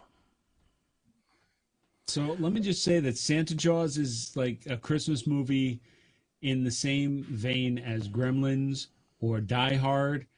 The fact that it takes place around Christmas. I would say that Okay. Fat Man is pretty close to that same level of related to Okay. Christmas. But Yeah, Fat Man, let's at get- least the central character is Santa. Yeah, we should get to the movie review. So which one do we want to do first? Let's get Santa Claus out of the way. Okay, Santa Jaws is Oh, we're going to get God. out of the way, and Colin is going to go first since it was his call. So Colin, take it away. Oh, thanks. So Santa Jaws is a movie. I watched the trailer for Santa Jaws before we watched Santa Jaws. I got to say, the movie was surprisingly good after watching the trailer. This is one of those weird times where the trailer was significantly worse than the movie. And that being said, it's still not a good movie. This movie, this is a very hard to watch. Some movies are hard to watch because they're badly made. Some movies are hard to watch because the characters are in bad situations and they're bad to each other, and that makes it difficult to watch. This movie is both of those things. So the characters. You should not watch this movie, okay? So I am not going to care that I'm going to spoil you, okay? In this movie, a boy is treated terribly by his family. And so a comic that he created of a shark with a named Santa that has aspects of Rudolph and Santa Claus in it. Is brought to life by a magic pen and then proceeds to kill the boy's entire family and some other random people. And at the end of the movie, everything is put back the way it's supposed to be, which I found annoying, okay? Because some of the characters in the midst of being killed by Santa Jaws had character notes where they learned how wrong they were and maybe were making strides to being better. But in the end, they're all reset. And so nobody learned anything in this movie. And I found myself, usually in this kind of movie, you're like, okay, yay, everybody's back, everybody's good. In this movie, I was actually a little bit mad that these people were alive again because they were better off dead. I'm going to give this movie... I'll give it the verb. Okay. Mike, you're up next.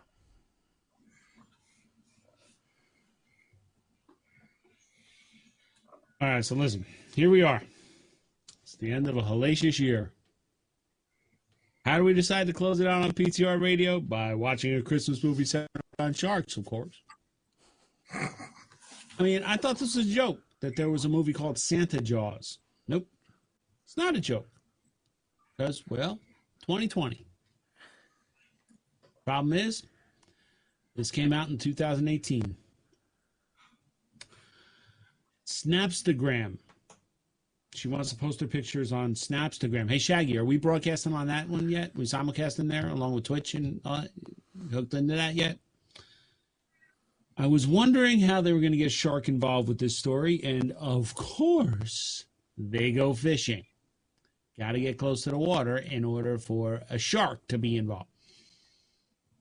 They drop the eggnog in the water. That makes perfect sense because, you know, sharks love eggnog. That's what Chief Brody was throwing off the boat. Eggnog. They use in Deep Blue Sea. That's what they use to attract the sharks, right? Let me ask you a question. You just saw your grandfather get killed by a shark. And you try and tell your parents, their father, that he was killed by a shark. And they don't listen and tell you to go to your room. Are you going to go? I'm not. I'm going to scream bloody murder, kick and scream. I'm going to smack my mother across the face and run out the house, and they'll follow me. If there's a God in heaven, of course they're going to go on a yacht because you need to get closer to the water in order to have more people get killed by a shark. If there's a God in heaven, this model chick on Snapstagram is going to get killed next. He threw the kid threw the thermos back in the water, the evidence into the water. Why would you throw the evidence into the water? Okay, something that ripped a thermos in half. You'd show your. I don't care that model chick is in a bikini. She needs to get eaten. She's annoying as hell. But her husband gets eaten, not her. Best friend's making puns every chance he can. Maybe he needs to get eaten next instead of model chick. The dude who was all, my legs. That's my Halloween costume next year. That's Dorf the Elf right there. Okay. Someone get bikini chick.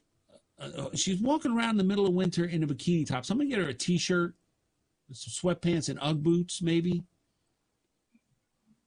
He dropped the magic pen. It's going to happen. Something's going to happen now. They're back near the water. Maybe model chick is going to be nope, playing Christmas music. Okay. Translate German. And shoot a crossbow. Is there anything that Dollar Store Winnie Cooper can't do? I need to know. Santa Claus got the model chick now, but wait, she turned it into a pirate shark with a candy cane. Do what now? Spears out of candy canes. Nope, sorry, they were actually making chum. They were shaving to make candy cane chum. Because now it makes sense. That's why he was after an eggnog. Eggnog is a Christmas thing, not a winter thing. Christmas things attract Santa Claus. Great. If Dollar Store Winnie Cooper Dollar Store Winnie Cooper got killed. Why am I going to finish watching this movie now? She was the best part of the movie.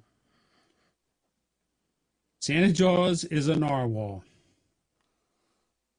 Narwhals, jumping out the ocean, impaling big brothers, cause this movie's awesome. Narwhals, wearing Santa Claus hat, killing the kid's father. Sorry, I got too into it.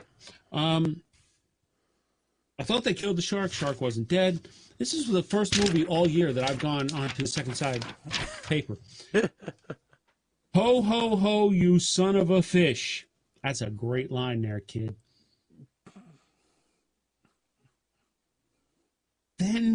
So I was enjoying this movie. Then they pull a Newhart. Really? Did you really just pull a Newhart on this whole thing? I was going to give this a better score. It was actually going to get a decent score until they pulled the Newhart. It was all just a dream. My God, everybody's still alive. I dreamt it. That's just lazy writing, man. So this is only going to get a grin. This was a bunch of good actors thrown together with a terrible script. All right. So luckily for me, the guys covered most of the points.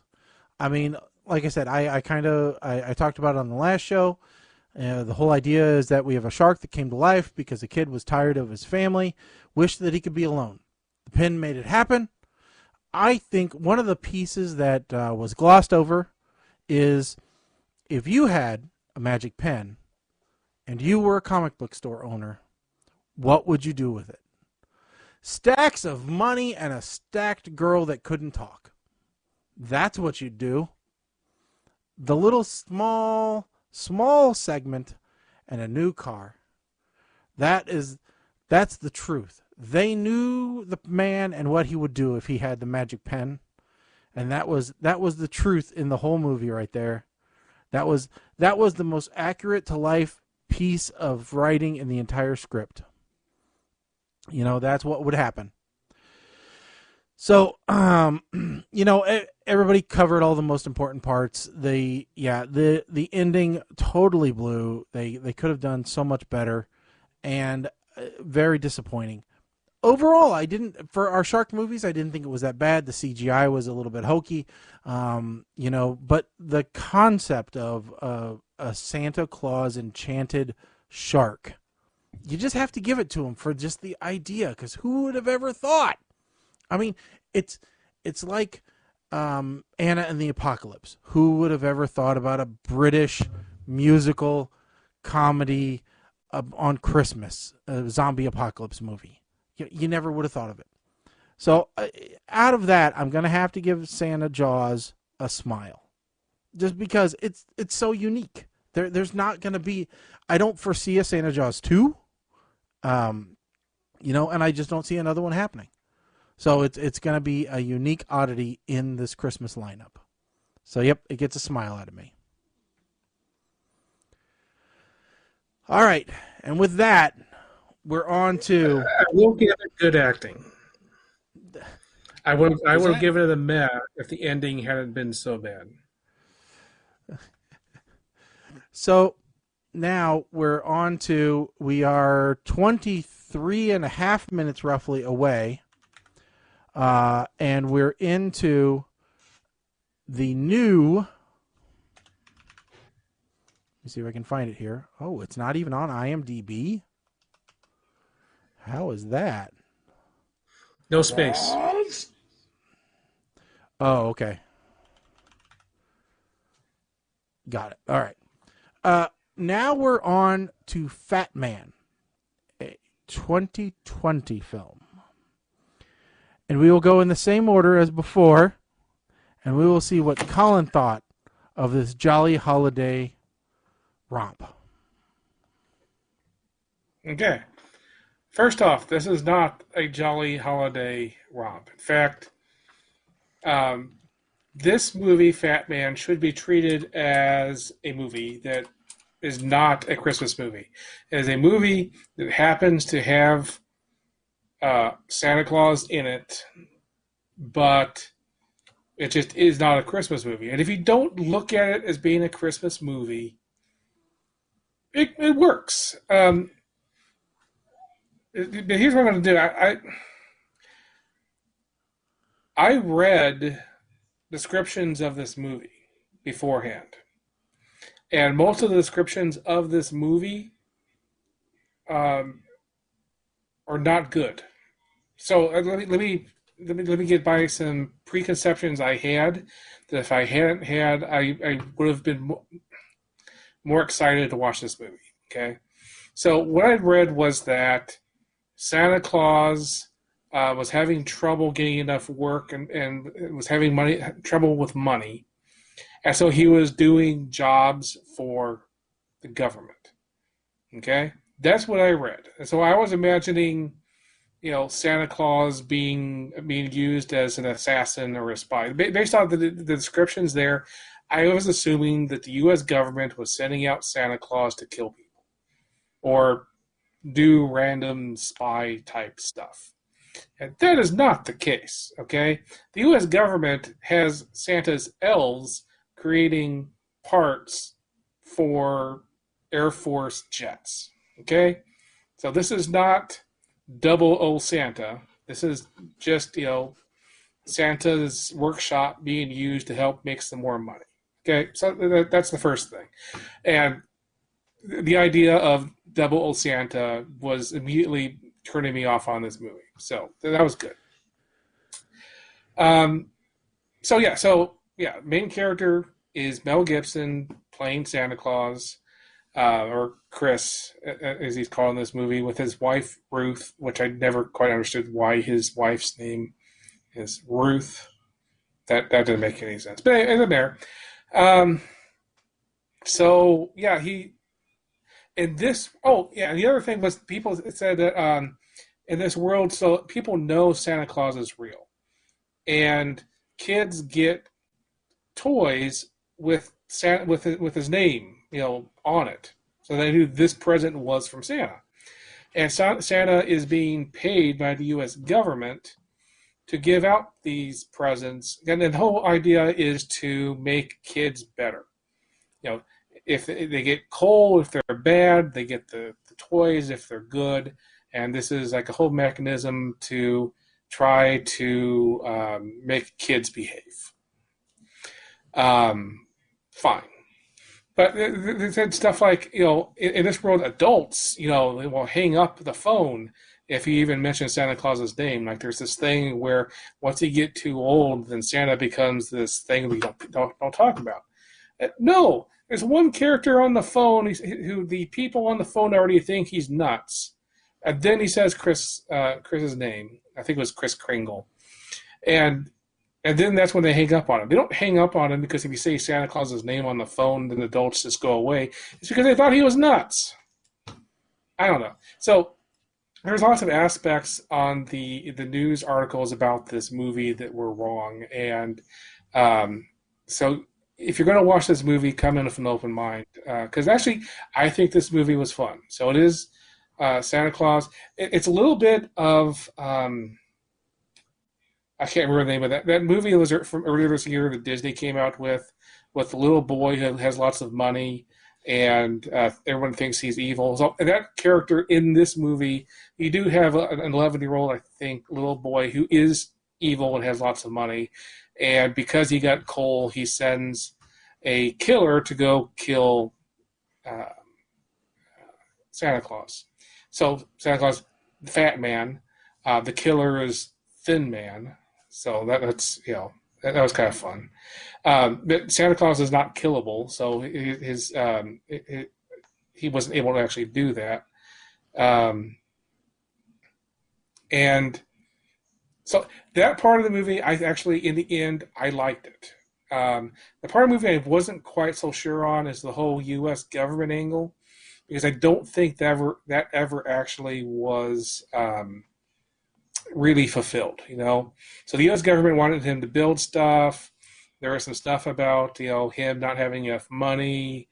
And I don't think they ever actually completed that plot line. So unless they're going to have a Fat Man 2, Fat Man versus the U.S. government to explain what's going on with that plot line, I think they kind of just lost that. But that being the case, I'm going to give this a big old grin. All right. Mike, you're up. All right. So, first off, I noticed this is a Saban film.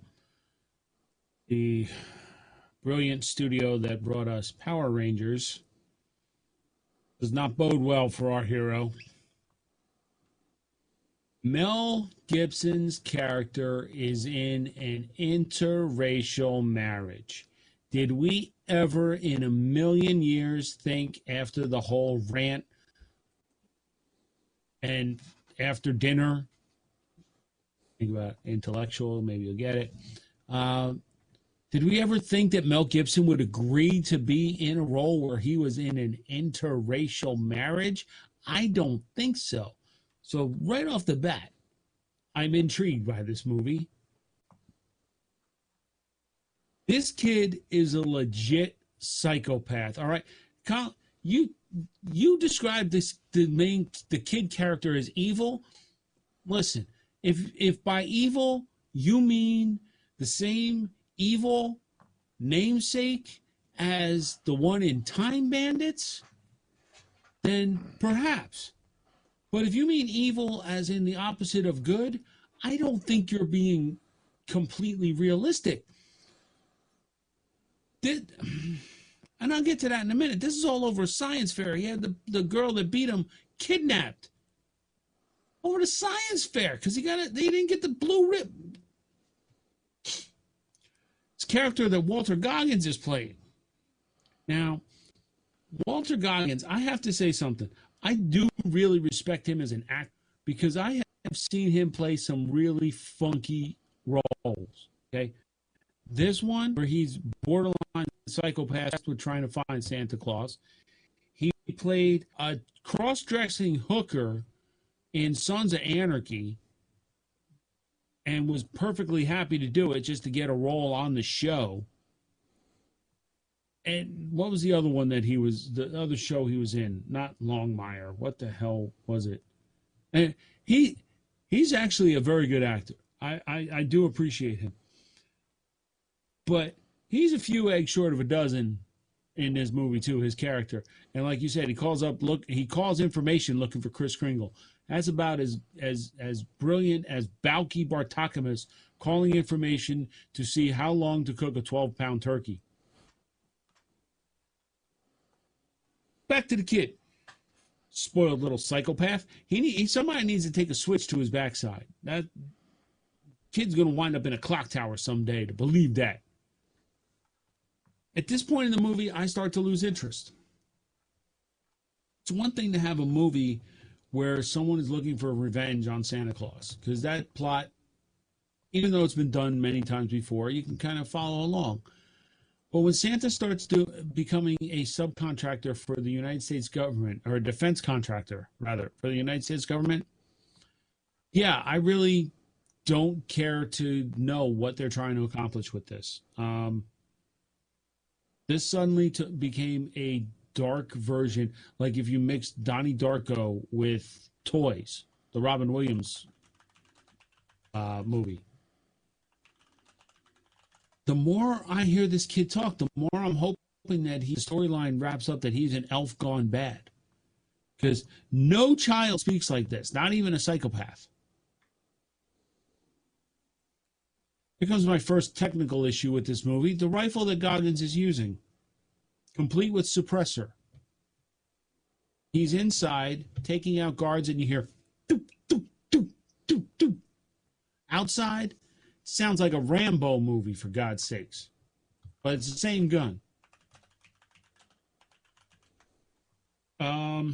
And he's never going to get those bloodstains out of his white tactical suit. Just, that's why Deadpool wore red. Mrs. Kringle, she's a damn G. Let me tell you something. She just walked right up, Goggins, right in, rock-a-bye, baby. Broad daylight. Psychopath is going to kill his grandmother. Nope. Santa says, I don't think so. Now, I was looking forward to this movie. I was. When I saw it was on the list, I lobbied for this movie to be automatic one of the movies we were going to watch. It had such potential. And midway through, it jumped to Santa Jaws. So I got no choice but to give it just a smirk, which is just, right above a meh. I can't give it any more than a smirk. I can't.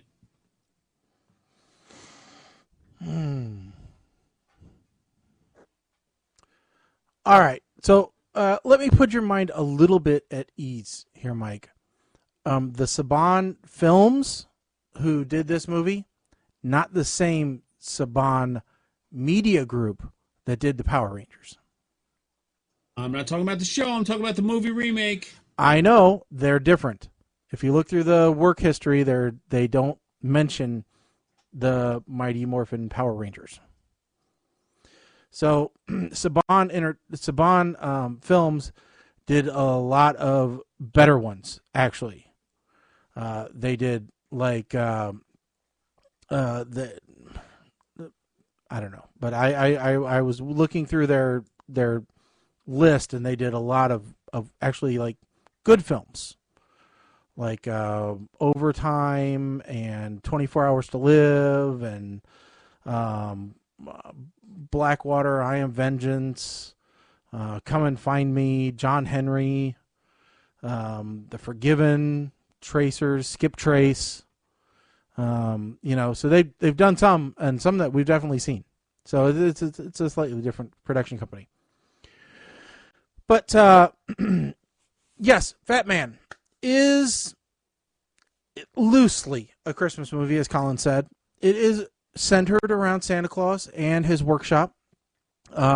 As Mike said, there is, as I told my wife who watched this with me, I bet you didn't know Santa Claus was in an interracial relationship. That is interesting to know. Also interesting to know that Santa packs heat while he's delivering presents. That thing that he put underneath the bed was his Walter. You didn't know that. Now we know. So when he's sliding down your chimney, the safety's probably off. That's something that people need to be aware of. Which, considering that he got shot while he was delivering presents the first year, I'm with him. And this movie is a bit odd. It's a different movie. It's if you liked A Merry Friggin' Christmas, then you might like this movie for a Christmas movie. If you're the person that thinks Die Hard is a Christmas movie, then this is a Christmas movie. There's no getting around it. That's just the way that it is. That's kind of how we roll here. This is a very bloody Christmas, if you will. I did think that it's interesting how they explained how elves live so long and why their diet is so weird. But it is interesting that Santa Claus works with the U.S. government. And, there's a lot of idiosyncrasies about this movie, but overall I thought it was very good. I did think the idea of Jack Daniels and Alka-Seltzer was something that maybe I might have to try later on, but not right now. So overall, my wife hated this movie, couldn't stand it, didn't understand it, didn't know why this was a Christmas movie at all. Myself, I will go ahead and give it a meh because it was okay. If you are looking for an action movie and you want to, make your wife suffer through something for Christmas, if you're tired of watching the Hallmark Channel and you go, well, honey, I have a Christmas movie that we can watch, put this on, and for an hour and a half, you can listen to her complain about where is this Christmas at. And so that's something that you can do and make your house very much, one-sided for a couple of days. So it's a meh from me. I think a lot of it has to do with what you bring into the movie. I came into the movie expecting something I was going to hate. I got a different movie, which I ended up liking. Yeah. To recap, the sedan that had Power Rangers was actually sold to Hasbro. So it's the same original parent company, but not the part of the company that was Power Rangers is now Hasbro instead. So look, I expected to like the movie, but the whole military involvement, that's what threw it for me. It was weird. It was definitely weird. And it was not resolved. I will say that it was not resolved. No, it wasn't totally resolved.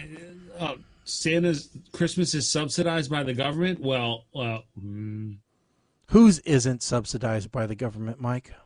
Yeah. Well, the point was it's not subsidized. This rant is brought to you by Bradley Brew Project's Winter Friend, which is a winter ale at 6.6% alcohol. Support your local breweries, people. That's right. And this episode of PTR Radio is brought to you by Sildenafil. That's right, Sildenafil. When life gets you down, Sildenafil will get you up. All right, so Shaggy, we need the random number generator. Hold on, because yes, blanks. I got to clear the blanks. Oh yeah, it's been a while since we had to do that. Yeah. Oh dear God. Okay, so hold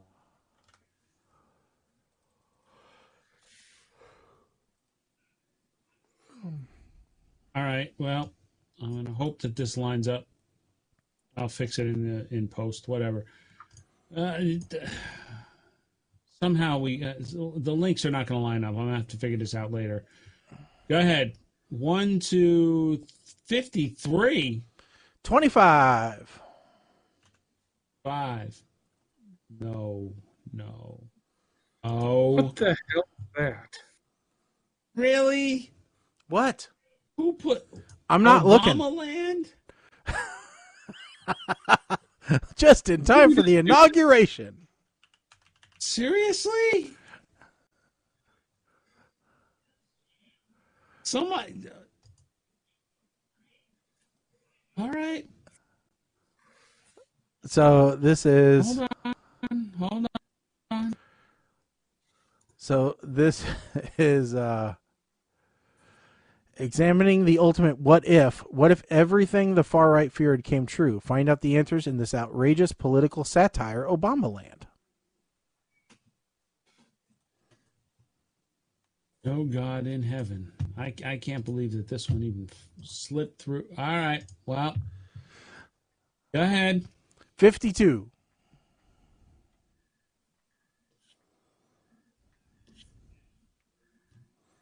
Well, 19. YouTube? What is it? What's the movie? Vehicle 19 on YouTube. It's a Paul Walker film. A paroled man picks up the wrong rental vehicle and quickly realizes that he is the target of an entire police force. The cops will do anything to stop the corruption testimony of a woman he discovered tied up in the vehicle's trunk. Yes, you can watch it for free on YouTube. I believe it was one of Paul Walker's last films. In fact, it may have been his last film. And bonus, he was a producer on it. Actually, I think it may have been his exact last film.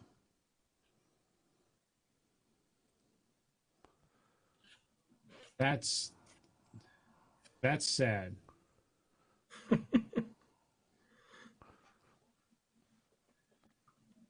right, so yeah, somehow something got messed up because we got one more links than. I'll have to go through and figure that one out.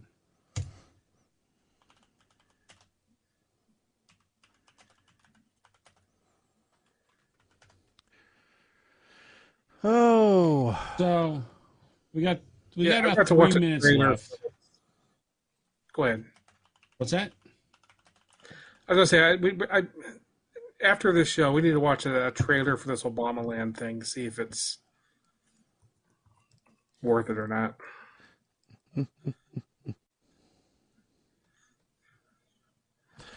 All right, we can do that. That's not a problem. So yes, we have about 2.5 minutes left till I count down for the new year. So I think we should quickly go through and say what we are looking forward to in the new year. Colin, you go first. What are you looking forward to? What am I looking for in the new year? I am looking forward to getting out of the house once I have this miraculous vaccination. Okay. Mike, what are you looking forward to? Oh, in the new year, I'm looking forward to just spending more time with friends and family because this isolation stuff is just, it's one thing you could joke about being a homebody, but this is only so much, man. Yeah, see, and for me, I'm really looking forward to, continuing to slow down, take things easy, and really finish up projects that I have started so long ago. So, regardless of whether I'm at home by myself or having people over or whatever the case may be, I'm going to try and really finish up some of those honey-do list items. So, knowing that it's not going to change anytime soon, I want to make sure that I do make time to get those things done before, everybody wants to suddenly get together again.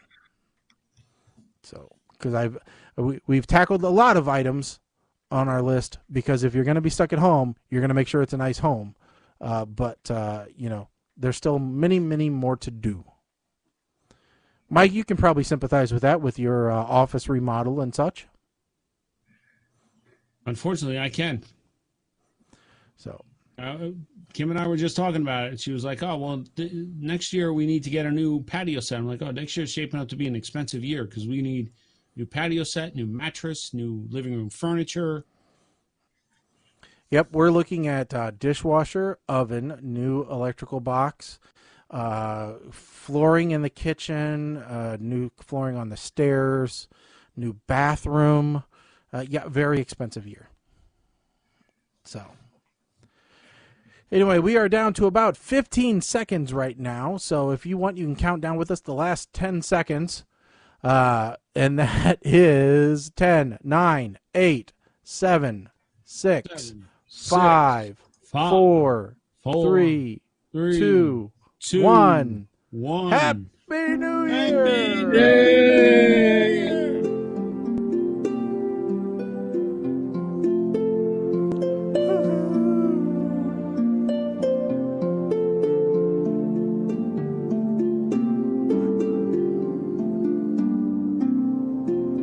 Sorry we don't have rockier music, but we're tired of copyright violations. We're giving it up for New Year's. Yeah, we can talk about that one too. apparently as part of the COVID bill, apparently one of the things that was in there was you could get basically sued for sharing a meme if somebody claims it's... That's dumb. That's dumb. It's completely stupid. It's just stupid. You know, it's just... Where will it all end? Oh, so yeah. Want to thank everybody for being with us in 2020. You know, you didn't have to, but you stuck with us through 2020. And, you know, we hope that we can continue to bring you some laughter, some relief, and some good times into 2021. As long as you'll continue to download, we will continue to be here. And I was going to say, I truly hope that we did bring some enjoyment into some folks' lives. I mean, we've tried to make light of the situation. We've tried to make the best of the situation. And I hope that we've made at least some people's quarantine time a little bit easier. You know, gave you a little bit of something to look forward to, even, yeah, you know, even if you do have low expectations. Yeah, I mean, we know that 2 hours every 2 weeks is probably not going to change your life, but if we can make you forget about it, even just for a little bit, you know, that's really what we want to do. That's the goal, is to just give you a small escape, if just for a couple hours. You know, a reason to not paint. A reason to not worry. You know, that's what we're really here for.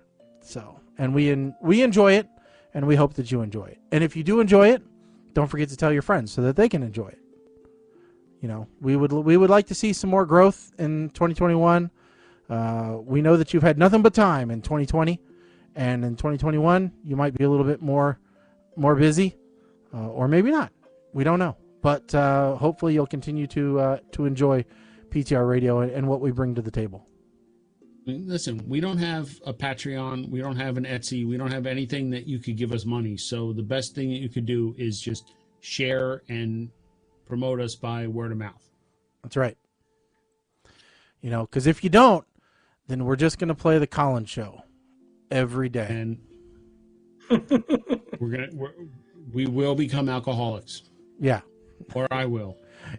We all will. Somebody will. Yes. Colin will.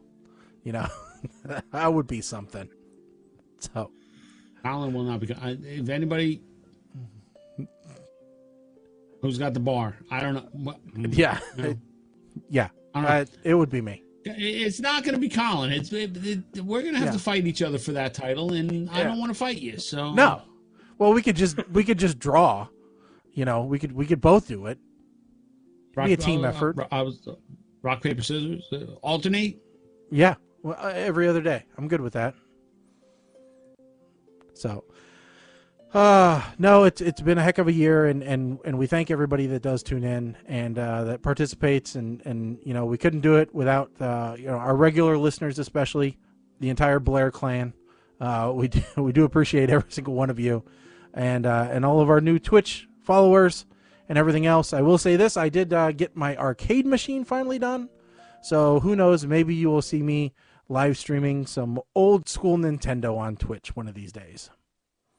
So let me just say, you know, for Mad Fat Guy XX, if you're still listening, thank you for finding us. Thank you for tuning in. We're glad to have you aboard. For all the Blair clan, thank you for all of your support. Rick Astley-bot. If you had ears, I'd thank you. Yep. Let's see who else. Juan Melendez, Cisco. Glad to have you aboard, my man. And of course, my lovely wife. That's right. Thanks to everybody who supports the show. We will be back in 2 weeks. So don't forget. Or 3. Or, whenever you see us on our social media channels, explain when we're going to go back. So. All right, folks. With that said, that wraps up our year-end show. So that's the end of 2020 for PTR Radio. I want to thank everybody for listening. Please sign up for our social media channels. Check out at PTR Radio on Facebook, Twitter, Instagram, and Twitch. We're on Twitch. So follow us on there. We will announce when our next show will be. We're going to be checking our schedules, seeing if we need to make any adjustments. But sometime within the next 2 to 3 weeks, we will be going on live again. And we'll let you know. So keep an eye on us. Definitely, like, subscribe, so that you can follow all of our posts. We do try to post in between showtime so that you can know what's going on with the show. Also, don't forget to check out our website, ptrradio.com. At some point, we'll be doing an update to that so that you can get even more information about the show and follow us a little bit closer, be able to keep up with everything that's going on with the hosts. And we're going to make that even better, I think, in the next year. That's one of the things we're really going to be working on over the next few months. So, really, with that said, I don't have a lot extra to go in. I think on our first episode coming back next year, we'll go over we'll just briefly skim through the Celebrity Death Pool winner. By then, we'll have a finalization on that. We're not going to dwell on it too long because it has been an extremely hard year for everybody. And we definitely don't want to spend too much time on it, but we do want to wrap up and let everybody know who came out on top. So, with that said, folks, again, check us out on social media at PTR Radio. I'm Shaggy. I'm Colin. I am Mike the Ape Man. Stick a fork in us, folks. We are done. Later.